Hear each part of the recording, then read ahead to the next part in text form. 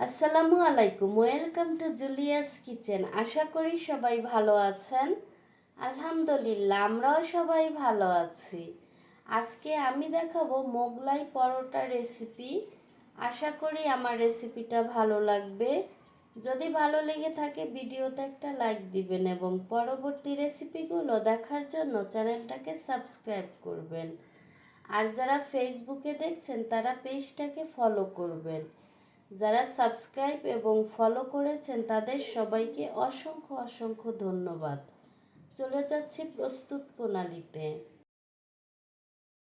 এখানে আমি ময়দা নিচ্ছি 2 কাপ পরিমাণে। আপনারা যদি আরও বেশি বানাতে চান তাহলে সব উপকরণগুলো বাড়িয়ে নেবেন। এখানে দিয়ে দিচ্ছি আমি স্বাদ মতো লবণ, দিয়ে দিচ্ছি 1 চা চামচ পরিমাণে চিনি। এখন আমি শুকনো উপকরণগুলোকে ভালো করে মিক্স করে নিচ্ছি।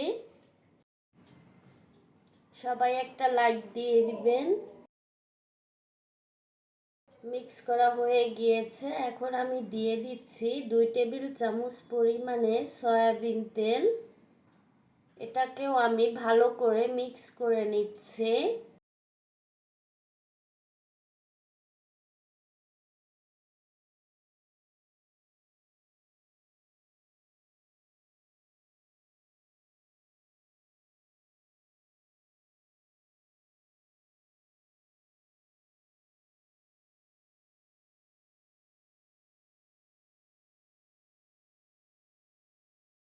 রেসিপি ভালো লাগলে লাইক, কমেন্ট, শেয়ার করবেন ফ্যামিলি ফ্রেন্ডদের সাথে এবং চ্যানেলটাকে সাবস্ক্রাইব করবেন।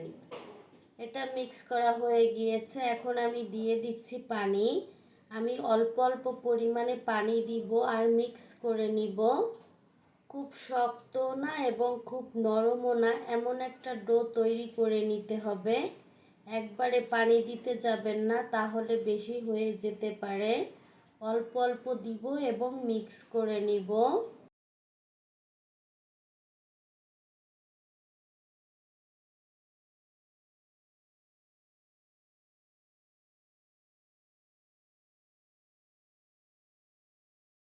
ডোটা রেডি।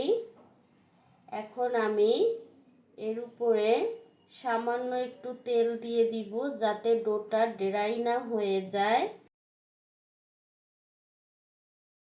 এটাকে আমি একটা ভিজা কাপড় দিয়ে ঢেকে রেখে দিব 10 থেকে 15 মিনিট রেস্টে। এখন আমি পরবর্তী কাজগুলো করে নিচ্ছি। এখানে আমি নিয়েছি 1 কাপ পরিমাণে পেঁয়াজ কুচি, দিয়ে দিচ্ছি স্বাদ মতো লবণ এবং মরিচ কুচি, কাঁচা মরিচ এখানে যে যেমন ঝাল পছন্দ করেন তেমন মরিচ দিতে পারেন।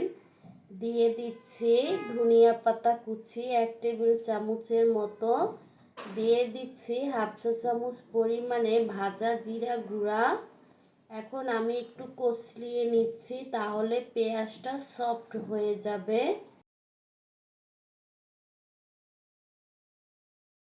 এখন আমি দিয়ে দিচ্ছি 3টা ডিম।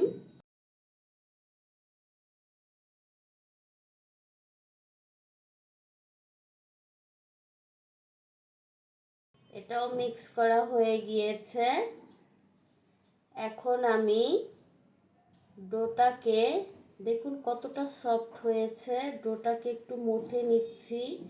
প্রথম ডোটা তৈরি করার সময়ও কিন্তু ভালো করে একটু মথে তারপরে রেস্টে রেখে দিবেন, তাহলে পরোটাটা ভালো হবে। আমি 3টা পরোটা বানাবো, আপনারা চাইলে 4টাও বানাতে পারেন।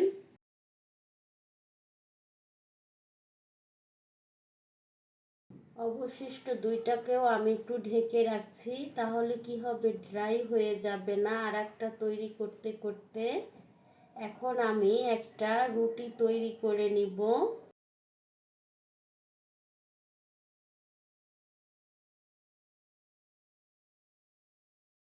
সামান্য ময়দা ছিটিয়ে আমি রুটিটাকে বেলে নিচ্ছি।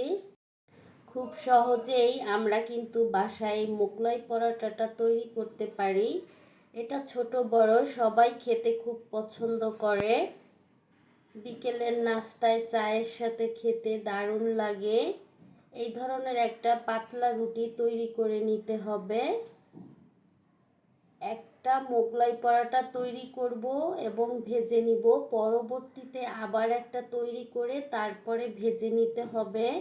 যেহেতু এখানে ডিম দেওয়ার পরে কিন্তু রুটিটা একেবারে নরম হয়ে যাবে, এটাকে কিন্তু সাথে সাথে ভেজে ফেলতে হবে। আমি 3টা তৈরি করব, তাই আমি 3 ভাগের 1 ভাগ ডিমের মিশ্রণ দিয়ে দিচ্ছি। এখন আমি এটাকে ভাঁজ করে দিব। আমি একটু ডিমের মিশ্রণ দিয়ে এটাকে সিল করে নিচ্ছি, তাহলে আর ছুটে যাওয়ার সম্ভাবনা থাকবে না।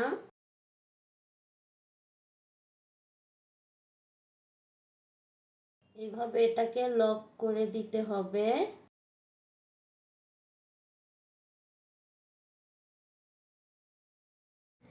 খুব সাবধানে এটাকে উঠাতে হবে, কারণ এটা খুবই সফট হয়ে গিয়েছে। এখন আমি এটাকে ভেজে নিব। আমি প্যানে তেল দিয়ে হালকা গরম করে নিয়েছি।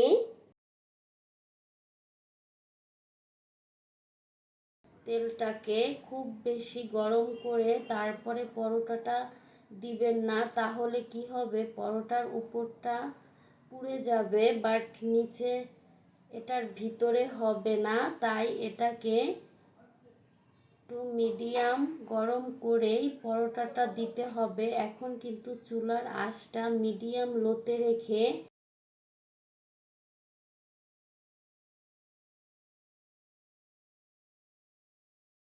আমি পরোটাটাকে আস্তে আস্তে ভেজে নিব, যাতে খুব ক্রিস্পি হয়। আর খুব বেশি গরম করে হাই হিটে এটা ভাজলে উপরটা হয়ে যাবে, ভিতরটা হবে না। এভাবে একটু তেল উপরে দিয়ে দিবেন, একটু চেপে চেপে হালকা করে ভেজে নিতে হবে, উল্টিয়ে পাল্টিয়ে। যখন দেখবো এটা গোল্ডেন কালার হয়ে গিয়েছে, তখন আমি নামিয়ে ফেলবো।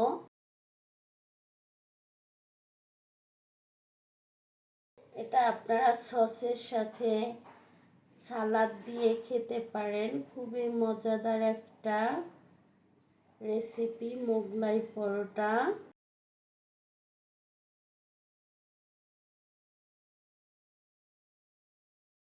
খেয়াল রাখবেন যেন পুড়ে না যায়।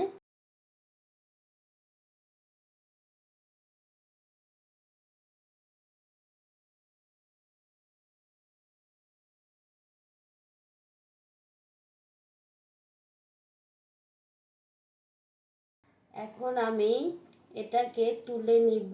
এটা হয়ে গিয়েছে। এইভাবে আমি 3টেই ভেজে নিব অফ ক্যামেরায়। এভাবেই আমি বাকিটা ভেজে নিয়েছি অফ ক্যামেরায়। এখন আমি কেটে দেখাচ্ছি।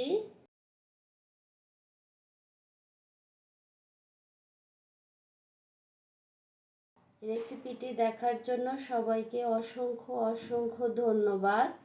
যে যেখানে থাকেন ভালো থাকেন, সুস্থ থাকেন। আমারও আমার পরিবারের জন্য দোয়া করবেন। আল্লাহ হাফেজ।